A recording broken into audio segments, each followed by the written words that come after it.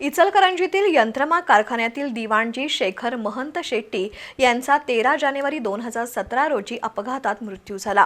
त्यांना नुकसान भरपाई द्यावी असा न्यायालयाचा आदेश होता, पण इचलकरंजीतील न्यू इंडिया इन्शुरन्स कंपनीच्या कार्यालयानं भरपाईची रक्कम देण्यास टाळाटाळ केली।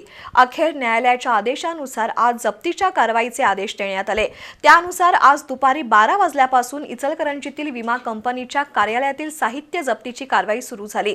अखेर सायंकाळी कंपनीचे व्यवसाय प्रबंधक RV खाडीलकर यांनी नुकसान भरपाईची रक्कम बँकेत जमा केल्याचं सांगितलं।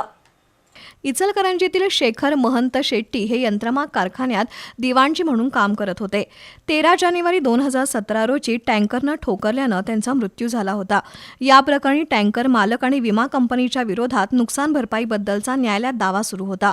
9 सप्टेंबर 2025 रोजी जिल्हा न्यायाधीश NA भोसले यांनी टँकर मालक आणि विमा कंपनीनं 8,10,920 रुपये देण्याचे आदेश दिले होते।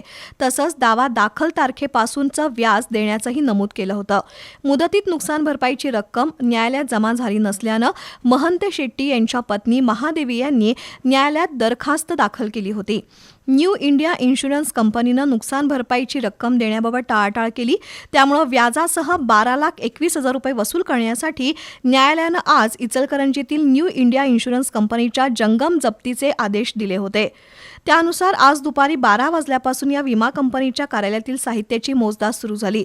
जप्तीची नामुष्की आल्यानं सायंकाळी कंपनीचे व्यवसाय प्रबंधक RV खाडीलकर यांनी नुकसान भरपाईची रक्कम बँकेत जमा केल्याचं सांगितलं। महंत शेट्टी यांच्या वतीनं ॲडव्होकेट CB कोरे यांनी काम पाहिलंय।